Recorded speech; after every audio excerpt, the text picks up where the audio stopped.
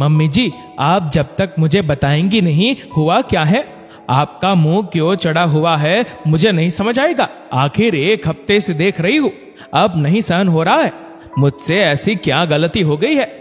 कविता ने अपनी सास योगिता जी से कहा। योगिता जी फिर भी कुछ ना बोली और मुंह फुलाए बैठी रही। बेटा दिनेश बोला, कविता, शायद तुम नहीं जानती, माँ मुझसे नाराज है। इन्हें लगता है मैं बदल गया हूं, मैं इनका हर काम टाल देता हूं। कविता बोली, क्यों, क्या हुआ दिनेश, तुमसे क्या गलती हो गई? योगिता जी बात सुनकर बोली, गलती इसकी नहीं, गलती तो मेरी है कि मैं इससे इतनी उम्मीदें लगा बैठी। जब भी कुछ भी काम बोलती हूं, हाँ माँ मैं कर दूंगा, बोलकर वह काम कभी होता ही नहीं, सारे काम टालता रहता है। इसे हम बूढ़ा बूढ़ी के लिए वक्त कहां है? दिनेश बेटा, तुझे किसी चीज की कमी है क्या? आज तक ऐसा कुछ भी नहीं जो मैंने या तेरे पापा ने तुझे ना दिया हो।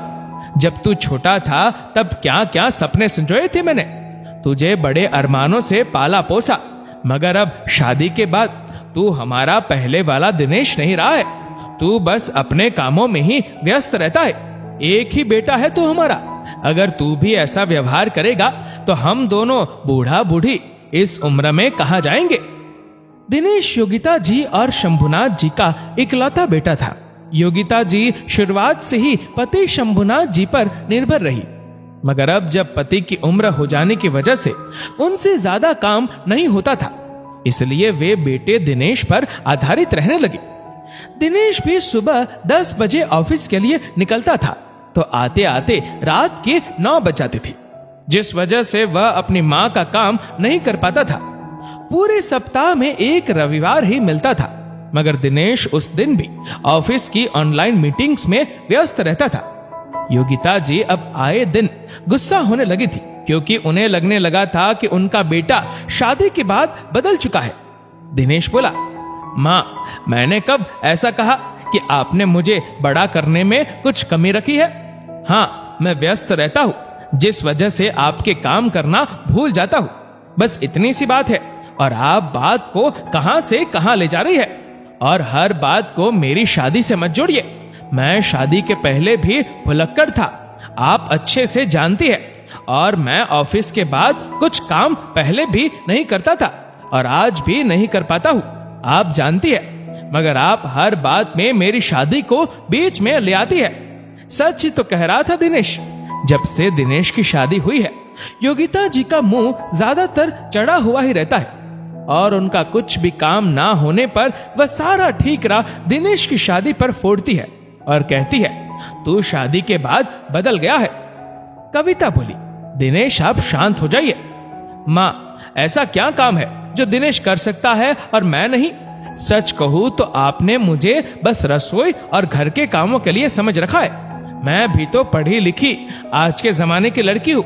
आप दिनेश से क्यों कहती है? वह तो हमेशा सभी के काम टाल देते हैं। आपको कुछ भी काम हो तो आप मुझसे कह दीजिए। दिनेश को अपने ऑफिस की मीटिंग्स और कॉल से फुर्सत हो तो वह दूसरे की काम करे ना। आप तो देख ही रही है, मैं भी अपने सारे काम खुद ही करती हूँ, चाहे वह बैंक में जाना हो या कुछ भी ऑनलाइन मंगवाना हो। ये कभी मेरा भी कोई काम नहीं करते। और सच कहूँ माँ, तो इसमें इनकी शादी का कोई कसूर नहीं। ये शादी से पहले भी ऐसे ही थे और अब भी ऐसे ही है। आप मुझे बोलिए, आपको क्या काम करवाना है? आप मुझे कभी मौका देकर तो देखिए। योगिता जी को अचानक एहसास हुआ कि कविता सही तो कह रही है। दिनेश तो हमेशा से ऐसा ही रहा है। वह पहले भी सभी काम अनसुना कर देता था, और देखा जाए तो वह दिन भर के ऑफिस के कामों से ही इतना थक जाता है कि उसे काम करने में आलस आने लगता है। और मैंने कविता बहू को तो कभी मौका ही नहीं दिया। हर काम के लिए दिनेश और उसके पापा पर हमेशा से आधारित रही, जबकि कविता भी सारा काम खुद करती है। उसे हर चीज की जानकारी है। आखिर आज के जमाने की पढ़ी लिखी लड़की है। मगर वे तो कभी चाहती ही नहीं थी कि कविता कुछ बाहर का काम करे। उन्हें लगता था कि अगर वे बहू से दूसरे सभी काम करवाएंगी तो कल के दिन बहू उनके सर ना चढ़ जाए और वे कभी बहू पर निर्भर हो। ये उनके जमीर को गवारा नहीं था। फिर भी वे मन मार कर बोली, कविता, मैं और तुम्हारे पापा जी हरिद्वार जाना चाहते हैं, तो मैंने दिनेश से कहा था कि वह हमारी ऑनलाइन टिकट बुक करा दे, मगर उसने अब तक नहीं करवाई। मैं लगभग 2 महीने से पीछे पड़ी हूँ, मगर वह हर बार भूल जाता है या उसका कोई ना कोई काम निकल आता है। मैं जानती हूँ तुम तुम्हारे सारे काम ऑनलाइन ही करती हो, मगर मैं अब तक यही सोचती थी कि बेटे के होते हुए बहू पर क्यों निर्भर रहना। कविता बोली, मम्मी जी बस इतनी सी बात, टिकट बुक करना कोई बड़ी बात नहीं, रुकिए मैं अभी कर देती हूँ।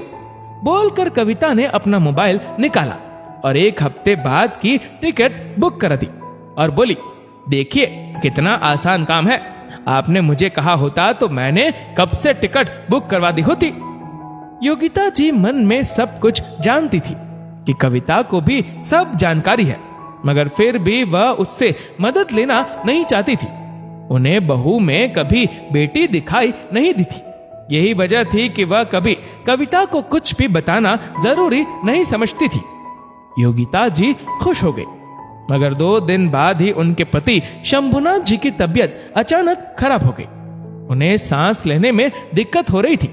वे दिनेश को फोन लगाने जा ही रही थी कि कविता बोली, मम्मी जी मैंने कैब बुक कर ली है, वह बाहर आ चुकी है, चलिए जल्दी से पापा को हॉस्पिटल ले चलते हैं।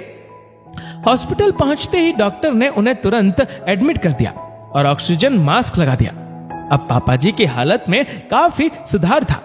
डॉक्टर बोला, अच्छा हुआ आप लोग जल्दी इन्हें यहाँ ले आए, वरना इनकी जान को खतरा था। योगिता जी की पलकें भीग गई और उन्होंने कविता को शुक्रिया कहा। सच बहू, आज तेरी वजह से तेरे पापा जी की जान बच पाई है, तू ना होती तो पता नहीं क्या होता। मैं हमेशा से गलत थी, मैंने कभी सोचा ही नहीं कि बहू को बेटी बनाकर रखो तो वह बेटे से कम नहीं है। मैं हर काम के लिए दिनेश पर आधारित थी। मैंने तुझे हमेशा बहू समझा, मगर मैं भूल गई कि जिस तरह बेटी बेटों से हर काम में आगे बढ़ गई है, वैसे बहू भी तो हर क्षेत्र में आगे बढ़ गई है, क्योंकि एक बहू ही तो किसी की बेटी है। आज कविता को भी सासू मां की बात प्रोत्साहित कर गई। वह बोली, जी मम्मी जी, एक बहू बस प्यार और सम्मान की भूखी होती है। वह तो बस यही चाहती है कि जिस तरह ससुराल वाले अपने बेटे को मान सम्मान और प्यार देते हैं, उसी तरह एक बहू को भी दे। मगर होता उसके उलट है। जो बहू अपना सब कुछ छोड़कर ससुराल आती है, उसे सिर्फ चूल्हे चौके में ही फूंक दिया जाता है। उसका वजूद हमेशा के लिए रसोई के इर्द गिर्द रह जाता है। वह अपना वजूद तलाशती रहती है, मगर ससुराल में उसकी जगह मात्र रसोई या बाकी घर के कामों में ही रह जाती है। वह भी सारे काम करना चाहती है, मगर ससुराल में उसे कोई मौका ही नहीं देता। काश आपकी तरह दुनिया की हर सांस अपनी बहू को भी मौका दे, क्योंकि एक बहू बस प्यार और सम्मान की भूखी होती है। आज योगिता जी का प्यार पाकर कविता के अंदर छुपा सैलाब बाहर आ गया था। उसे योगिता जी ने कभी इज्जत नहीं दी थी। बस एक बहू के रूप में यही दर्जा मिला था, जो पूरे दिन रसोई में घूटती रहती है, जिसे कुछ पता नहीं होता कि माँ बेटे के बीच क्या वार्तालाप हुआ है। योगिता जी को यही लगता कि अगर वे बहू को इज्जत देंगी तो उनकी सांस वाली इज्जत कम हो जाएगी। मगर आज पहली बार वह बहू की असली कीमत समझ पाई थी। दिनेश जब तक ऑफिस से हॉस्पिटल पहुंचा, शंभुनाथ जी ठीक थे। दिनेश को पापा को देखकर जान में जान आई। दिनेश बोला, माँ आपने मुझे पहले फोन क्यों नहीं किया? हॉस्पिटल में एडमिट करने के बाद आपने मुझे बताया। माना मैं काम थोड़ी देरी से करता हूँ, मगर ये तो पापा की जान का सवाल था। योगिता जी बोली, तेरी पत्नी ना होती तो आज तेरे पापा जिंदा ना होते। आज एक बहू ने साबित कर दिया है कि वह घर के बेटे से कम नहीं होती। बहू हमारे हरिद्वार के टिकट कैंसिल करवा दो, अब तो तुम्हारे पापा जी को आराम करना पड़ेगा। कविता बोली, मम्मी जी वे तो कैंसिल करा दिए और अगले महीने के करवा दिए हैं। और हाँ, आप दोनों अकेले नहीं जाएंगे, मैं भी आपके साथ चल रही हूँ, क्योंकि इस अवस्था में मैं आप दोनों को अकेले नहीं जाने दे सकती, वहां आप दोनों का ध्यान मैं रखूंगी। वैसे भी इस उम्र में कोई एक ऐसा साथ में होना चाहिए जो यहाँ वहां भाग सके। दिनेश कब से सास बहू का प्यार देख रहा था। दिनेश बोला, माँ आप मुझे भूल मत जाइएगा, मैं भी आपका बेटा ही हूं। योगिता जी हंस पड़ी और बोली, बेटा तुम दोनों हमेशा ऐसे ही साथ रहो, किसी की नजर ना लगे, और चाहो तो तुम भी साथ चल सकते हो, मगर शायद तुम्हें समय ना हो। मगर कोई बात नहीं, हमारी बहू साथ है, यही हमारे लिए काफी है। सभी एक साथ हंस पड़े और दिनेश बोला, माँ मैं कल ही ऑफिस में बॉस से छुट्टी के विषय में बात करूंगा, ताकि मैं भी आप लोगों के साथ चल पाऊं।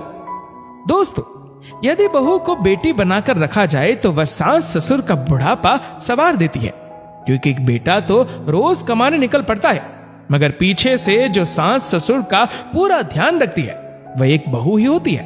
किसी ने सच ही कहा है, सास ससुर के बुढ़ापे की लाठी एक बहू भी बन सकती है, बस बदले में वह प्यार और सम्मान ही तो चाहती है।